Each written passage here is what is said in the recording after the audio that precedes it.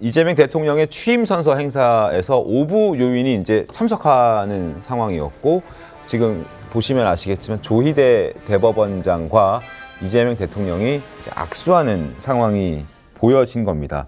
그래서 뭐 혹시 두 사람이 좀 불편한 거 아니었을까? 뭐 이런 얘기들도 일각에서는 흘러나오고 있었습니다. 그러나 지금 사진 보시지만 두 사람 적어도 악수하는 저 순간만큼은 서로 환하게 웃으면서 인사를 나누는 장면이었고, 그래서 일각에서는 뭐 불편한 사이였지만 표정 관리는 잘했다, 뭐 이런 얘기들도 나왔는데, 정광재 대변인 어떻게 보셨습니까? 그 대통령은 대통령의 일을 하는 거고요. 네. 대법원장은 대법원장의 일을 하는 겁니다. 여기에 개인적 사감이 작동할 공간은 없다고 생각하고요. 네. 어제는 이재명 대통령의 취임식이었으니까요. 당연히 헌법기관을 대표하는 대법원장의 자격으로 네. 대통령 취임을 축하하는 자리였다고 보고, 저기서 뭐 어떤 이야기를 할 수 있겠습니까? 서로 뭐 축하하고 웃음을 짓는 것만으로도 좋은 뭐 장면이었다고 생각합니다. 알겠습니다. 그런데 지금 조희대 대법원장이 가장 고민이 많을 겁니다. 왜 그러냐 하면은 조금 전에 말씀드린 대로 그 재판이 진행이 될 것인가. 그때 네. 대법원에서는 하급시 법원이 알아서 판단을 해당 하라고 법원이 이야기했어요. 알아서 해당 법원이 판단해라. 알아서 판단을 네. 하라고 했지만, 최종적으로는 어떤 대법원의 입장을 내낼 수밖에 없는 상황이에요. 그게 대법원 입장 아니었나요? 알아서 하급심이 판단해라. 그건 알아서 판단을 하라고 했지만은 이게 거기서 또 입장이 나와야죠. 나중에 만약에 그 재판을 안 한다든가 하면은 거기에 대한 또 입장이 나와야 되고, 어쨌든 중심을 잡아야 되는 게 지금 대법원인데, 네. 대법원에 대해서 그 대법원을 그 모양을 완전히 바꾸려고 하고 있지 않습니까?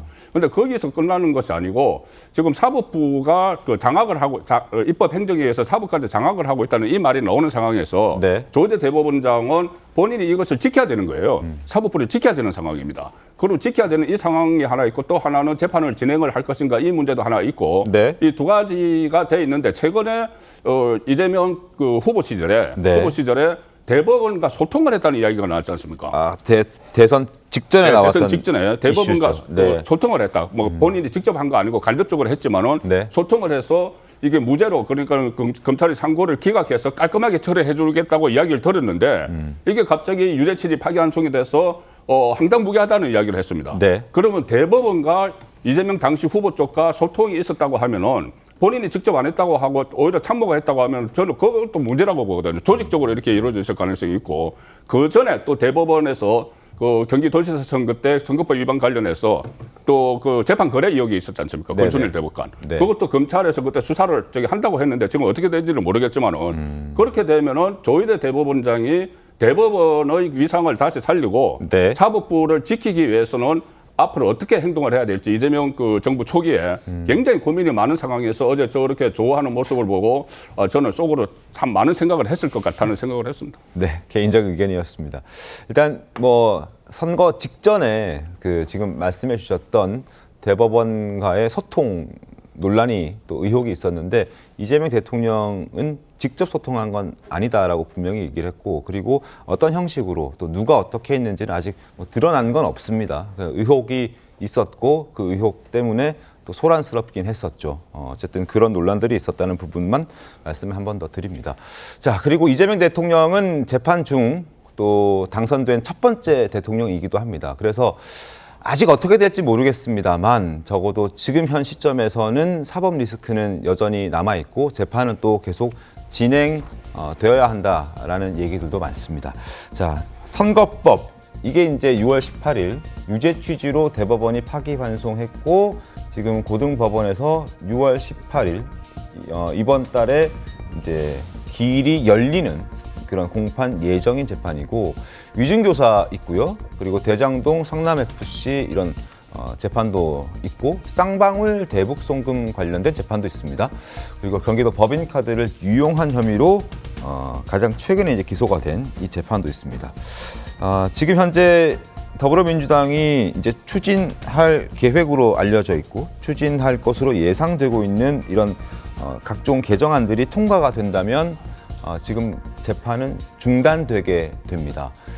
형사소송법 개정안, 대통령 당선된 피고인에 대해서는 재판 절차를 정지할 수 있다라는 김용민 의원이 대표 발의한 저 법안 통과된다면, 이재명 대통령이 받고 있는 5가지 혐의 재판에 대해서는 중단이 되게 되는 거고요. 그리고 공직선거법 개정안, 신정훈 의원이 대표 발의했는데 허위사실 공표죄 중에서 행위의 부분, 이 표현을 제외한다. 이제 이게 통과가 되면은 공직선거법 재판은 이재명 대표에게 죄를 물을 수 없는 면소 상황이 벌어지게 되는 겁니다. 그래서 여러 논란들이 있고 어제도 이재명 대통령은 취임 선서하고 난 이후에 김용태 비대위원장과 또 천하람 개혁신당 권한대행과 함께 또 다른 야당, 여당 대표들과 함께 점심 식사 함께 했는데 그 자리에서도 지금 김용태 비대위원장과 천하람 권한대행은 이런 지적들이 있다라고 의견을 밝혔습니다. 들어보시죠. 우리 천하람 대표님도 우리 김용태 대표님도 제가 잘 모시도록 하겠습니다. 자주 뵙기를 바라고 모든 걸 혼자 다 100% 취할 수 없기 때문에 양보할 건 양보하고 타협해서 서로 우려하는 바를 권력자가 하지 않는 것이 매우 중요하다라고 생각이 듭니다. 그런 점에서 내일 여당이 본회의에서 처리하려고 하는 공직선거법, 법원조직법, 형사소송법 개정안 처리는 매우 심각히 우려가 되고 있습니다. 이 법치주의와 삼권 분립에 관한 문제들은 충분한 반대 의견도 들으시면서 좀 신중하게 추진해 주시기를 다시 한번 부탁드리겠습니다. 자, 속보가 전해졌습니다. 조희대 대법원장이 오늘 출근길에 이런 얘기를 했습니다. 대법관 증언법과 관련해서 공론의 장에서 좀 대화하기를 희망한다라는 입장을 밝혔습니다. 국회와 계속 협의를 하고 있는데 조금 더 대화하기를 희망한다. 공론의 장이 마련되기를 희망한다. 그리고 이렇게 대법관을 증언하는 이 내용은 국가의 100년 대계가 걸려있는 아주 중대한 내용이기 때문에 정말 국민을 위해 바람직한 방향이 무엇인지를 놓고 얘기를 조금 더 했으면 한다라는 입장을 냈습니다. 사실상 지금 어제 더불어민주당이 주도해서 법사위 소위를 통과시킨 대법관 증언법에 대한 다소 부정적인 입장을 한 번 더 논의하자라는 그런 입장을 조희대 대법원장이 이제 오늘 출근길에 밝힌 겁니다. 대법원의 입장이 분명히 나온 거죠. 이걸 어떻게 좀 봐야 되겠습니까? 그런데 이거는 워낙 원론적인 얘기입니다. 네. 그러니까 이렇게 중요한 법을 바꾸는 데 있어서 이 법이 새로 생김으로써 영향을 받을 수 있는 다양한 이해관계자들이 있습니다. 가장 대표적인 분이 이제 국민이죠. 국민을 대표하는 분, 또 법원 조직과 대법관을 늘리는 데 있어서 영향을 받는 네. 법원 조직 대표자들, 네. 또 국회에서는 뭐 국회의원들. 그래서 국회에서 어떤 법이든 만들 때는요, 공청회라는 과정을 거칩니다. 이 공청회를 통해서 이 법이 새로 생겼을 때 어떤 긍정적인 작용이 있는지, 어떤 부작용이 우려되는지, 이런 부작용에 대한 우려 때문에 이런 부분은 배제하자든가 이런 식의 이 충분한 수기 과정이 있어야 하는데, 지금 민주당이 추진하려고 하는 바는 네. 너무 번갯불에 콩 볶아 먹으려는 방식으로 진행되는 것 아니냐. 이렇게 된다면 당연히 이 사법부의 수장으로서 걱정의 목소리를 제기할 수밖에 없고요. 네. 조희대 대법원장이 오늘 중요한 말씀하신 것 같습니다. 공론의 과정이 더 필요하다. 충분히 수기한 후에 이런 제도 도입에 대해서 국회와 협의하겠다라는 방침에 대해서 네. 저는 민주당도 책임감을 갖고 답해야 하는 시점이라고 생각합니다. 김상희 평론가님 어떻습니까? 뭐 맞는 얘기죠. 네. 기본적으로 국가의 시스템은요, 국민에게 무차별적으로 효과를 가지는 것입니다. 그러면은 국민의 인식이 굉장히 중요한 거고요.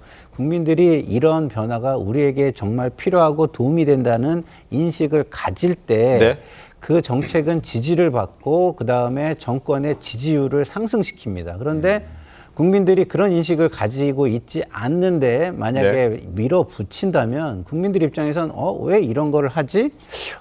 설마 지금 뭐 문제가 있는 권력자들, 기득권자들 몇몇을 위한 법을 우리 모르게 만들려고 하는 거 아닌가? 네. 이런 인식을 할 수도 있는 것이거든요. 그러면은 이게 이 한 사안뿐만 아니라 네. 앞으로 수많은 국가와 국민을 위해서 해야 할 정책을 추진하는 데 있어서도 힘을 받기 어려운 상황이 올 수가 있습니다. 그래서 저는 뭐 이게 필요합니다. 필요한 거를 부인하기 전 어렵다고 생각합니다. 그러면은 논의를 통해서 보다 공감대를 넓히면서 하는 것이 나쁠 것은 전혀 없다 이런 생각이 듭니다. 알겠습니다.